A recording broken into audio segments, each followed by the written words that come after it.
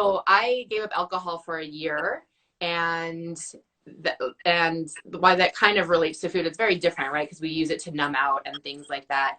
And when the first month I locked myself up in my room and like didn't let myself go anywhere because I was like, oh my God, I can't do anything without, a glass of wine.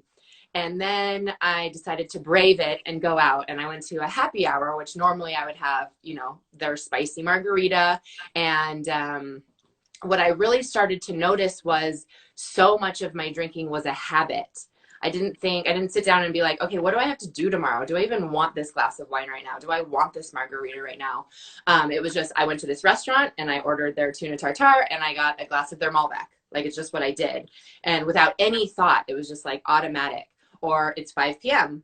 I'm done with my work day. Time to pour a glass of wine. And I just never sat and was like, do I want this? Like, how is this going to make me feel? What am I going to feel like tomorrow? What do I have to do tomorrow?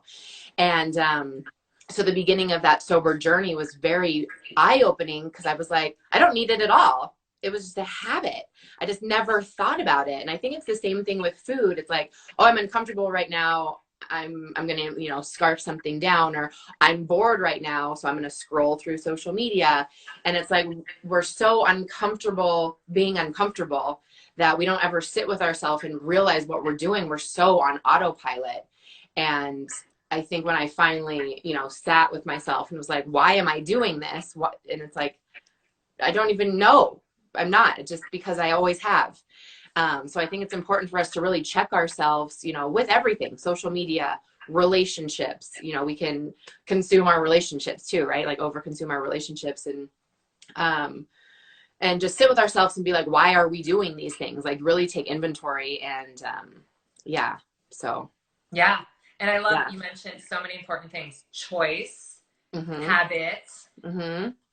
awareness, Mm-hmm. desire, consequences. Right. It's so layered and it's so expansive. It's not just like mindfulness is all about the present moment, but that Right. present moment has consequences and that present moment affects your next moment. And so it really is so powerful to be making choices for ourselves that are intentional and deliberate rather than just this mindless, habitual, I'm on autopilot. I think it's so common nature nowadays to be on autopilot. It's just 100%. what we do, it's who we are.